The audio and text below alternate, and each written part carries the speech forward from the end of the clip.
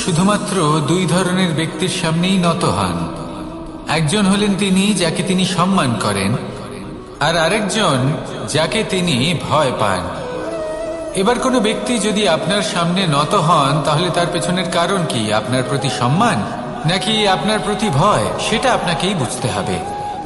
যদি আপনি এমন মনে করেন যে তাতে কি যায় আসে, ভয় হোক বা সম্মান, কেউ আমার সামনে নত তো হচ্ছেন, যদি এটা আপনার চিন্তা ভাবনা হয়, তাহলে আপনাকে মনে করিয়ে দিই, এই সময় বদলাতে বেশি সময় লাগে না। আজ যে ব্যক্তি আপনাকে দেখে ভয় পাচ্ছে, কাল এই ভয়ের সমাপ্তিও ঘটতে পারে। আবার এমনও হতে পারে যে তার কাছে অত্যধিক শক্তি চলে এলো। অনেক কিছুই হতে পারে। তাই মনে রাখবেন, যে মাথা ভয়ের কারণে নত হয় তা সময় এলে সবার আগে বিরোধিতা করতে পারে, আর যে মাথা সম্মানের কারণে নত হয় আপনার জন্য নিজের শিরচ্ছেদও সে করতে পারে। তাই সকলকে আপন করে নিন, কিন্তু ভয় প্রয়োগ করে নয়। কর্ম করুন এবং সম্মান অর্জন করুন। শুধু এটাই করুন আর আমার সাথে ভালোবেসে বলুন, রাধা রাধা। আমাদের জীবনে গুরুজনেরা, জ্ঞানী মানুষজন সবসময় একটা কথা বলে, ধৈর্য ধরো। শুধুমাত্র দুটো শব্দ, কিন্তু কতটা বিশাল সেটা বোঝার চেষ্টা করুন। ছোট একটা অস্ত্র হাতে নিন এবং একটা বিশাল পর্বতে নিরন্তর প্রহার করতে থাকুন। ধৈর্য ধরে সেই কাজ করতে থাকুন। এমন একদিন আসবে, এই বিশাল পর্বতে আপনি একটা পথ তৈরি করবেন। কোনো ধনুর্ধর যখন নিজের বিদ্যা অর্জন করেন, তখন তাকেও ধৈর্য ধরতে হয়, তার নিজেকে সময় দিতে হয়, তবেই সে ধনুর্বিদ্যা শিখতে পারে। সেইভাবে আমাদের জীবনেও ধৈর্য ধরার খুব প্রয়োজন। পরিবারে ধৈর্য রাখতে পারলে তাহলে আস্তে আস্তে দেখবেন প্রেম বৃদ্ধি পাচ্ছে। সমাজে যদি ধৈর্য রাখতে পারেন, তাহলে আস্তে আস্তে এই সমাজ আপনাকে সম্মান করবে। যদি নিজের জীবনে ধৈর্য রাখতে পারেন, তাহলে নিজে থেকেই আত্মবিশ্বাস বাড়বে, নিজের বিকাশ হবে। জীবনে সবই সম্ভব যদি ধৈর্য রাখতে পারেন। হয়তো আস্তে আস্তে হবে, কিন্তু হবে অবশ্যই। শুধু ধৈর্য রাখুন, কারণ ধৈর্যই সব থেকে বড় পুঁজি। আসুন আর আমার সাথে ভালোবেসে বলুন, রাধা রাধা। কোনো এক সময়ের ঘটনা এটা। মা এবং বাবা হাটে গিয়েছিলেন। তখন আমি আর দাদা গিয়েছিলাম গরু চড়াতে। আমরা বাড়ি ফিরে এলাম, আর মা সেই সময় একটা কাজ করতেন। যখনই হাটে যেতেন, দরজা তালা বন্ধ করে যেতেন। উনি খুব ভালো করে জানতেন যে যদি ওনার এই মাখন চোর সঠিক সময় পৌঁছে যায়, তাহলে এক ফোঁটাও মাখন আর অবশিষ্ট থাকবে না। এবার ঘটনা কিছুটা এরকম হলো যে মা আর বাবা মাঝে মাঝে হাটে যেতেন, তাই মাঝে মাঝেই দরজা তালা বন্ধ করতে হতো। যখন মা আর বাবা ফিরে এলেন, তখন বাবা ভুলে গিয়েছিলেন যে এই চাবির গোছা থেকে ঠিক কোন চাবিটা দরজার তালা খোলার জন্য উপযোগী। উনি চেষ্টা করতে শুরু করে দিলেন। একটার পর একটা চাবি দিয়ে উনি চেষ্টা করতে থাকলেন, কিন্তু সেই দরজার তালা তো খুলতেই চাইছিল না। ওনার মাথা থেকে ঘাম পড়তে শুরু করলো। তখন মা বললেন যে তালা ভেঙে দেওয়া যাক। মা চলে গেলেন, আর বাবা বললেন, না না দাঁড়াও, আর কিছু চাবি বাকি আছে, এটা হয়তো খুলতে পারবো। মা হাতুড়ি নিয়ে চলে এলেন সেই তালা ভাঙার জন্য, আর তখনই বাবা শেষ চাবিটা প্রয়োগ করলেন, আর দরজার তালা খুলে গেল। যদি উনি চেষ্টা না করতেন, তাহলে এই তালাটাও ভেঙে যেত আর চাবিটাও নষ্ট হয়ে যেত, ঠিক কিনা? এবার এই ঘটনাটা আমি দেখেছিলাম, আর আমার মনে হলো যে কখনো কখনো এই চাবির গোছার মধ্যে থেকে শেষ চাবিটাও কিন্তু জীবনের দরজা খুলে দিতে পারে। সেজন্য আপনি যদি জীবনে সাফল্য লাভ করতে চেষ্টা করেন, নিজের লক্ষ্যে পৌঁছতে চান, তাহলে হার মানবেন না। হয়তো দেখবেন আপনার পরবর্তী প্রচেষ্টা বা এই অন্তিম প্রচেষ্টা আপনাকে সাফল্যের পথে নিয়ে গেল। তাই নিরন্তর প্রচেষ্টা করতে থাকুন, জীবনে সাফল্য লাভ করুন, আর আমার সাথে ভালোবেসে বলুন, রাধা রাধা। মানুষ নিজের জীবনে সেই সব কিছু লাভ করতে পারে যা সে কামনা করে। শুধু প্রয়োজন হলো ইচ্ছে এবং সিদ্ধান্তের। এবারে ইচ্ছে আসলে কি? সেটা হলো এই মনে প্রকট হওয়া একটি ভাবনা, একটি আবেগ, শুধু তা দিয়ে কিছুই হয় না। যখন সেই ইচ্ছের সাথে দৃঢ় প্রতিজ্ঞা জুড়ে যায় তখন বিষয়টা এগোতে থাকে। একটা উদাহরণ দিই, ধরুন আপনি মরুভূমিতে আছেন এবং আপনি মধুর জল পান করতে চান। এটা হলো শুধুমাত্র আপনার মনের একটি ইচ্ছে। যখন এই ইচ্ছের সাথে সিদ্ধান্ত জুড়ে যায় তখন আপনি সেই মরুভূমিতে গর্ত খুঁড়তে চেষ্টা করেন। আর যখন এই সিদ্ধান্তের সাথে নিষ্ঠা জড়িত হয় তখন আপনাকে সেই জল লাভ করার থেকে কেউ বাধা দিতে পারে না। ইতিহাস এটার সাক্ষী, যিনি নিশ্চিত করেছেন তিনি সেই সব কিছু লাভ করেছেন যা তিনি লাভ করতে চেয়েছেন।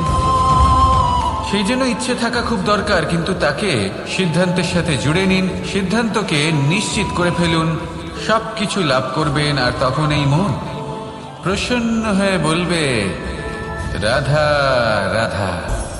বনের মধ্যে যদি আপনি কোনো বিষাক্ত সাপ দেখেন তাহলে কি করবেন? আপনি তখনই তার থেকে দূরে পালাতে চেষ্টা করবেন। আর এটা কেন করবেন? নিজের রক্ষার্থে। এই কথা আমি নয় মেনে নিলাম, কিন্তু নিজের জীবনে এটা করেন না কেন? আপনি যেখানেই যান, যে স্থানেই যান না কেন, প্রত্যেক সময় প্রত্যেক মুহূর্তে এমন বিষাক্ত সাপ আপনি অবশ্যই খুঁজে পাবেন। আর সেই সাপ নয় যাদের আপনি বনে খুঁজে পাবেন, এরা হলো সেই সাপ যা আপনাকে পাপ করতে বাধ্য করবে। আপনার অন্তরের বাসনা, ক্রোধ, অহংকার, লোভ, ঈর্ষা এদের বৃদ্ধি ঘটাবে। দেখুন, বনের এই সাপ আপনাকে একবার ছেড়ে দিতেও পারে, ছোবল নাও মারতে পারে, কিন্তু এই যে পাপরূপী সাপ আছে তা অবশ্যই ছোবল মারবে। কর্ম যদি করেন তাহলে অবশ্যই ফল পাবেন। সেই জন্য যখনই কোথাও যাবেন, যদি এমন কাউকে দেখেন, যদি এমন কিছু দেখেন যে আপনাকে পাপ করতে বাধ্য করছে, তাহলে সেই মুহূর্তে সেখান থেকে পালিয়ে যান। যেমন বনের সাপ দেখে আপনি পালাতে থাকেন। সৎকর্মের রক্ষা অত্যন্ত আবশ্যক। আসুন আর আমার সাথে ভালোবেসে বলুন, রাধা রাধা। এই সংসারের সব থেকে বড় সুখ কি? কেউ বলবেন নিজের লক্ষ্য প্রাপ্ত করা, কেউ বলবেন ধন উপার্জন করা, কেউ বলবেন নিদ্রাই সব থেকে বড় সুখ, কেউ বলবেন রাজ্য লাভ করা, আবার কেউ বলবেন মাতার হাত থেকে খাবার খাওয়া, আদি ইত্যাদি। কিন্তু যদি সত্যি কথা বলি, এই সংসারের সব থেকে বড় সুখ হলো সেবা করা। কখনো কাউকে সেবা করে দেখুন। এই সেবা দ্বারা অন্য কোনো মানুষের আশীর্বাদ লাভ করাতেই সুখ রয়েছে। আপনার সেবা ভাব দ্বারা যখন কোনো মানুষ নিজের অন্তরাত্মা থেকে আপনাকে আশীর্বাদ করে, তার থেকে বড় সুখ আর কিছুই নেই। কারণ প্রত্যেক মানুষের মধ্যে ঈশ্বর বাস করেন। নরের সেবাই হলো নারায়ণের সেবা। নিষ্কাম সেবা করাই হলো সব থেকে বড় সুখ। তাই নিজের অন্তরে সেবার এই ভাব জাগ্রত করুন। যে সুখের কথা আমি বলছি, সেই সুখ অনুভব করেই দেখুন। এই মন সুপ্রসন্ন হয়ে বলবে, রাধা রাধা। বায়ু পঞ্চতত্ত্বের মধ্যে তৃতীয় তত্ত্ব। কেউ একে সমীর বলে, আবার কেউ একে পবন বলে। প্রথম কথা হলো এটাই যে এই বায়ু আমাদের জীবন দান করে প্রতিদিন, প্রত্যেক মুহূর্তে।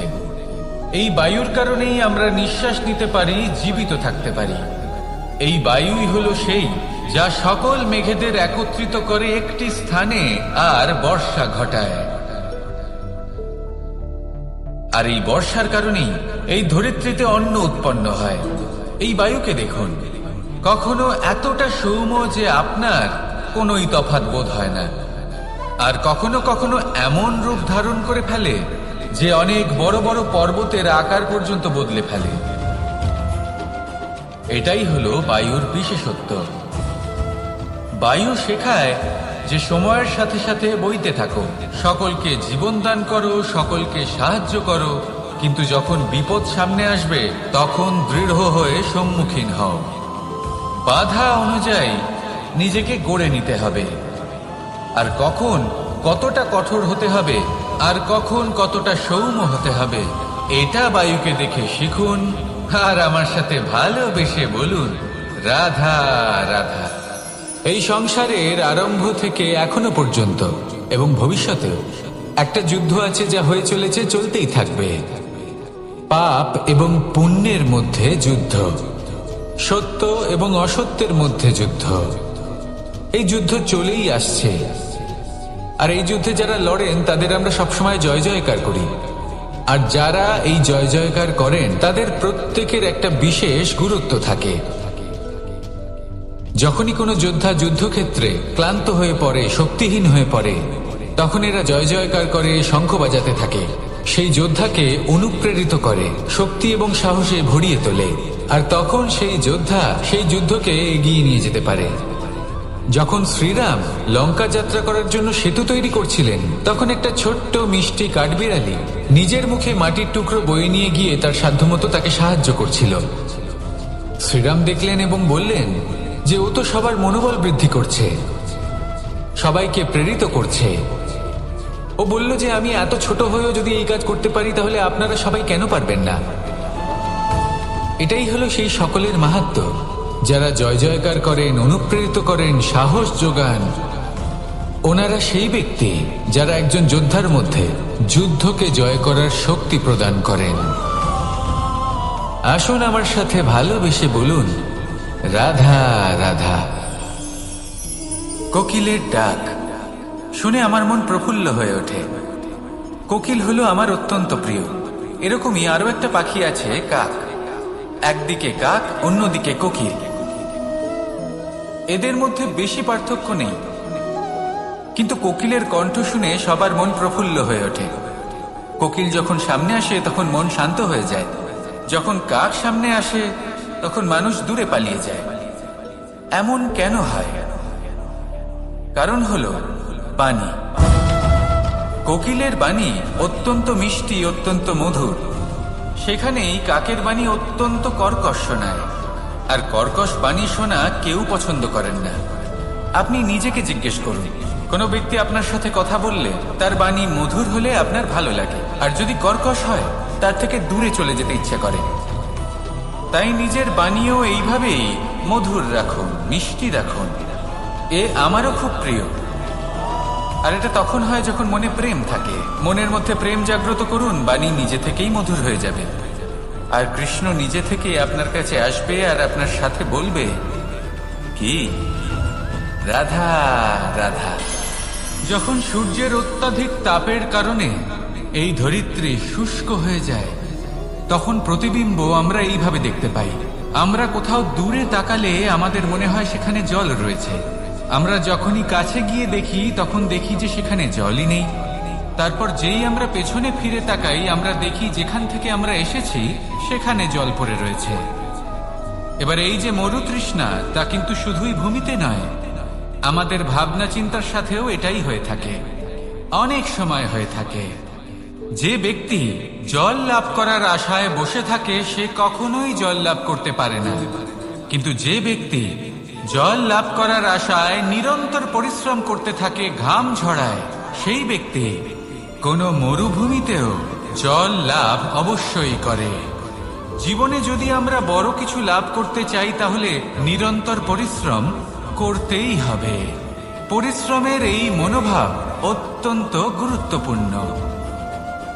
এই মনোভাব আর দৃষ্টিভঙ্গি, এ হলো অন্তরের গুণ। রূপ এবং প্রসাধন, এগুলি হলো বাহ্যিক আবরণ। যে ব্যক্তি রূপের কারণে আপনাকে ভালোবাসে তা প্রকৃত ভালোবাসা নয়। কিন্তু যে ব্যক্তি আপনার আবেগ এবং মানসিকতার জন্য আপনাকে ভালোবাসে, তাই হলো প্রকৃত ভালোবাসা। তাহলে এই কথাটা মনে রাখুন আর আমার সাথে ভালোবেসে বলুন, রাধা রাধা। আমার অনেকগুলো নাম আছে, আর তাদের মধ্যে একটি হলো যুদ্ধ বিমুখ। এই কথা আপনারা সবাই জানেন। দাদাও আমাকে বলেছেন যে তুমি এরকম কিভাবে যুদ্ধক্ষেত্র থেকে মুখ ঘুরিয়ে পালাতে পারো কানাই। দেখুন, যেটা সময়ের দাবি ছিল আমি সেটাই করেছি। যদি আমি রণভূমি ত্যাগ করে না পালাতাম, তাহলে কে জানে কত সৈনিক নিজেদের প্রাণ হারাতেন, কে জানে কতগুলি পরিবার নিজেদের বাঁচার আশা হারাতেন। কে বলতে পারে হয়তো কত প্রাণী এই সংসার ত্যাগ করতেন। আর তাই কখনো কখনো যুদ্ধ বিমুখ হওয়াই শ্রেয়। কখনো জীবনের ক্ষেত্রেও এটা প্রযোজ্য। যদি দূরে চলে গেলে আপনার সম্ভাবনা বৃদ্ধি পায়, তাহলে দূরে চলে যান। দূরে চলে যান সেই সকল ব্যক্তিদের থেকে যারা কথায় কথায় আপনাকে অপমান করেন, আপনার নিন্দা করেন, আপনাকে বাধা দেওয়ার চেষ্টা করেন, আপনাকে ছোট করেন। কারণ তাদের সাথে থেকে, সেই সকল ব্যক্তিদের সাথে থাকলে যারা আপনার মূল্য বোঝেন না, আপনি নিজের আত্মসম্মান, নিজের আত্মবিশ্বাস, নিজের ব্যক্তিত্বকে নত করে ফেলবেন। দূরে চলে যান সেই সকল সংঘর্ষ থেকে, সেই সকল পরিস্থিতি থেকে যাদের সম্মুখীন হয়ে আপনি কোনো পরিণামেই পৌঁছতে পারবেন না। যদি আপনি এইভাবে যুদ্ধ বিমুখ হয়ে উঠতে পারেন, যদি এই প্রবৃত্তি আপনি নিজের মধ্যে জাগ্রত করতে পারেন, তাহলে আপনার সামনে সেই যুদ্ধ চলে আসবে যাতে বিজয় লাভ করে আপনি নিজের অস্তিত্ব খুঁজে পাবেন। আর সেটাই হলো সবথেকে বড় জয়লাভ।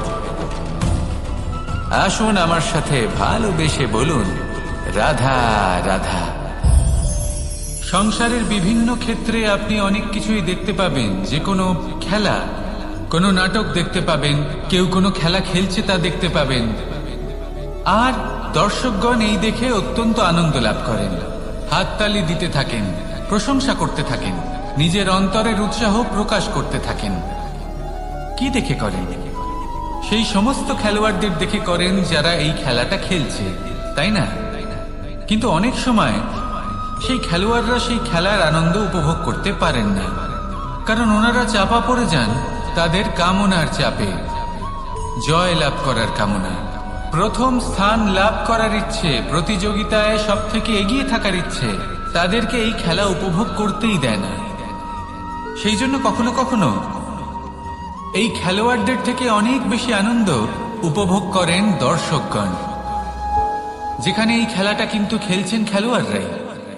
আমি এটা বলছি না যে এই ইচ্ছে, এই আকাঙ্ক্ষা অনুচিত না, কিন্তু তার সাথে সেই খেলা, সেই কর্মের আনন্দ উপভোগ করাও অত্যন্ত গুরুত্বপূর্ণ। তাই সেটা উপভোগ করুন। যে উৎসাহ আপনি উপভোগ করছেন তা যাপন করা অত্যন্ত গুরুত্বপূর্ণ। দেখুন, সত্যি বলতে এটা কিন্তু আপনার অধিকারও বটে। আপনি যে কর্ম করছেন তার ফল তো আপনি অবশ্যই পাবেন। সেটা যখন আপনি পাচ্ছেন তখন আপনার তা উপভোগ করা উচিত। সেটাই করুন। জীবনে সফলতা এবং অসফলতা এরা আসা যাওয়া করতে থাকে।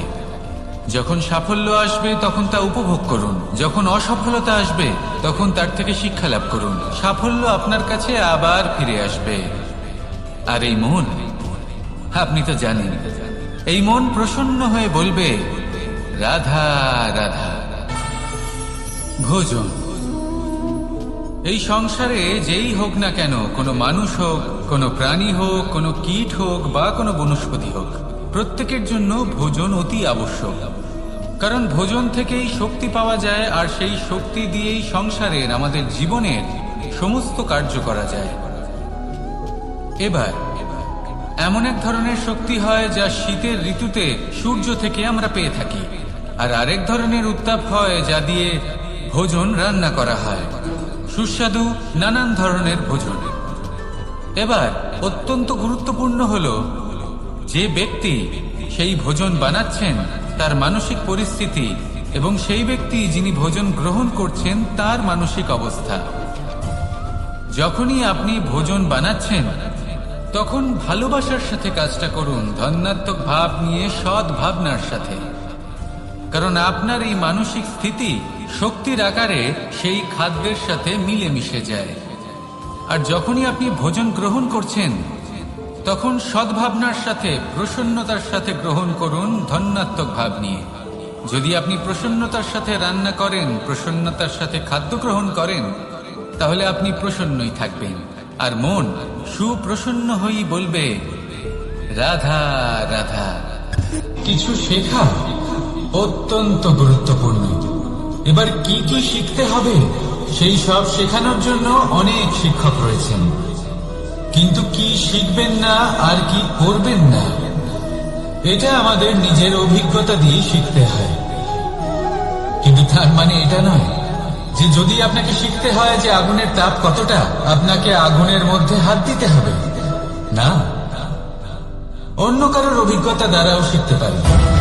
প্রশ্ন শুধুমাত্র একটাই যে আপনি কি শিখতে চান নাকি চান না। যদি আপনি এটাই ভাবেন যে আমি শুধুই নিজের অভিজ্ঞতা দ্বারাই শিখতে চাই, তাহলে জীবনকাল ছোট মনে হবে, অনেক কিছুই শিখতে পারবেন না। তাই নিজের সাথে সাথে বড়দের অভিজ্ঞতা দ্বারাও শেখা শুরু করে দিন। এই সংসারের অভিজ্ঞতা দ্বারা শিখতে শুরু করে দিন। আর এটা নিশ্চিত রূপে শেখা আবশ্যক যে কখন কি করবেন না, কোথায় থামতে হবে আর কোথায় থামবেন না।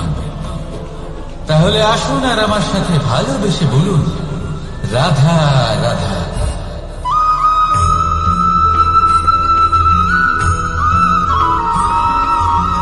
এই সংসারে সব থেকে বেশি কোমল বস্তু হলো রেশম। এই রেশম এতটাই কোমল হয় যে এর পুরো একটা থান শুধুমাত্র একটা হাতে ধরা সম্ভব। কখনো ভেবে দেখেছেন এই রেশম কিভাবে হয়?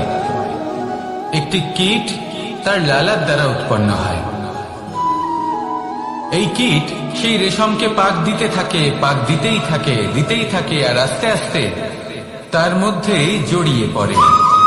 শেষে ওর এই সুন্দর অমূল্য সৃষ্টি রেশমের এই সুতো তার নির্মাণ কার্য পূর্ণ হয়, কিন্তু তাতেই ও নিজে বন্দী হয়ে যায়। নিজেরই মায়াজালের এই বন্দী গৃহে নিজেই ফেঁসে যায়। এবার এই সুতোকে ব্যবহারযোগ্য করে তোলার জন্য এই কীটগুলিকে এই কবচের সাথেই ফুটন্ত জলে ফেলে দেওয়া হয়। এই সংসারে যদি আমাদের স্বপ্ন এই সংসারের দুঃখ হরণ করার জন্য, এই সংসারে সুখ বিতরণ করার জন্য হয়, তবেই আমাদের প্রগতি সম্ভব। যদি আমাদের এই স্বপ্ন শুধুই আমাদের এবং আমাদের স্বার্থ সিদ্ধির জন্য হয়, তাহলে এই স্বপ্ন আমাদের অন্ধ করে দেবে, আমাদের অন্ধকারের পথে নিয়ে যাবে, আর আমরাও সেই কীটের মতো হয়ে যাব। নিজেদেরই মায়াজালে আমরা নিজেই ফেঁসে যাব, আর শেষে আমরা যদি কিছু লাভ করি তা হবে একাকিত্ব, অন্ধকারময় মৃত্যু। তাই স্বপ্ন অবশ্যই দেখুন, কিন্তু এমন ভাবে স্বপ্ন দেখবেন না যে তার এই বন্দিগৃহে আপনি নিজেই ফেঁসে গেলেন। স্বপ্ন দেখুন পরোপকারে।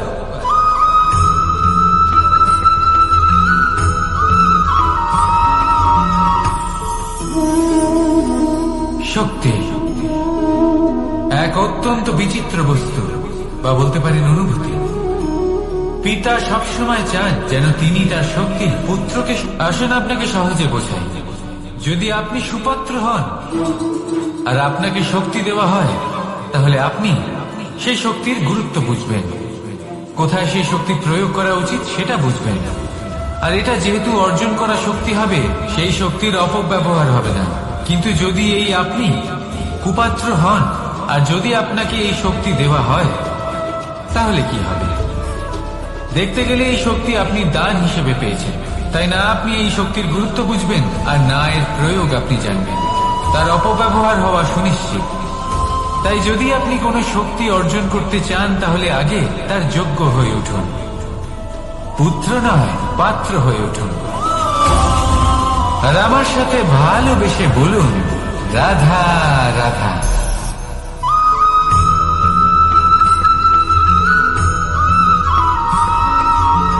এই সংসারে প্রত্যেক মানুষ এটাই চান যে তিনি যেন ধনবান হন, আর্থিক অবস্থা তার ভালো থাকে, ওনার বাড়িতে লক্ষ্মীর আগমন হয়। কিন্তু সেটা হবে কি করে, সেটাই হলো প্রশ্ন। কেউ বলেন যে যদি পরিশ্রম করো তাহলে ধন অর্জন সম্ভব, কেউ বলেন যে যদি বিদ্যা লাভ হয় তবেই ধন অর্জন সম্ভব, কেউ বলেন যে যদি বলশালী হও তবেই সম্পন্ন থাকবে। ভালো কথা, যদি তাই হয়ে থাকে, তবে দিনমজুর সারা দিন পরিশ্রম করেন, তিনি কেন ধনী হন না? অনেকজন বিদ্বান মানুষ আছেন এই সংসারে, তারা কেন ধনবান হন না? অনেক সংখ্যক বলশালী ব্যক্তি আছেন, তাদের কাছে ধন নেই কেন? তাদের কেন ধনের অভাব হয়? আবার এমনও কিছু মানুষ আছেন যারা পরিশ্রম করেন, তারা দিনমজুর, কিন্তু তারা ধন অর্জন করতে পারেন। কিছু বিদ্বান ব্যক্তি আছেন যাদের কাছে অধিক মাত্রায় ধন রয়েছে। কয়েকজন বলশালী ব্যক্তি রয়েছেন যাদের কাছে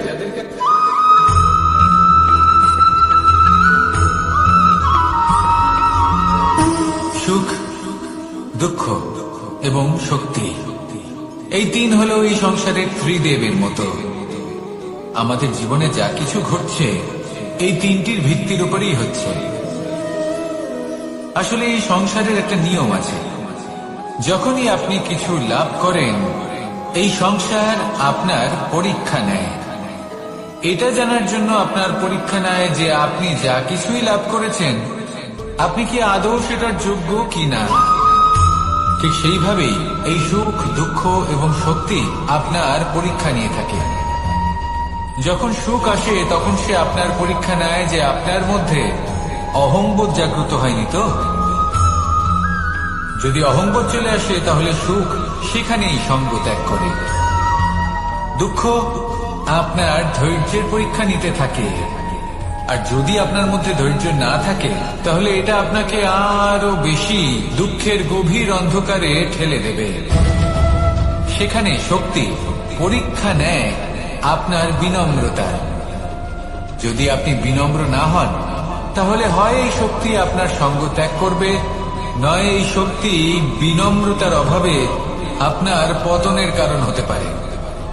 এই সংসারে যে কোনো ব্যক্তি যিনি এই পরীক্ষায় উত্তীর্ণ হয়ে থাকেন এই জীবনে তিনি সাফল্য লাভ করেন। আসুন আমার সাথে ভালোবেসে বলুন, রাধা রাধা।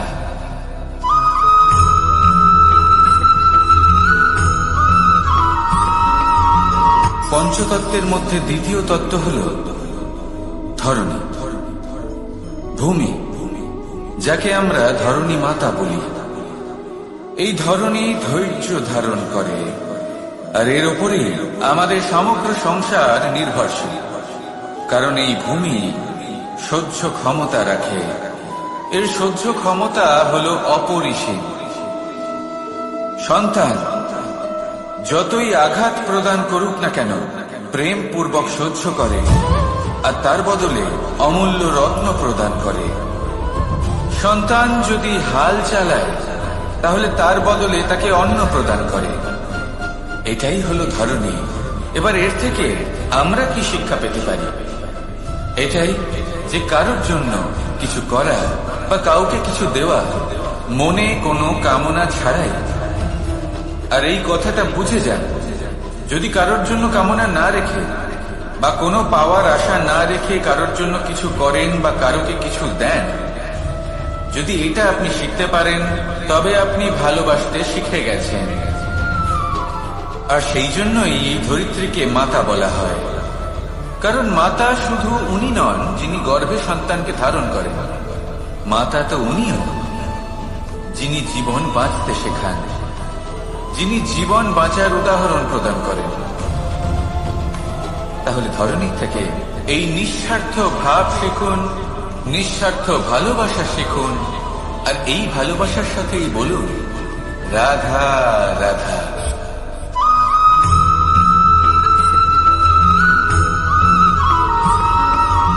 মানুষ জন্মগ্রহণ করে, তার সাথে ভয়েরও জন্ম হয়। ছোটবেলা থেকেই আমাদের মনে কোনো না কোনো প্রকারের ভয় থেকেই যায়।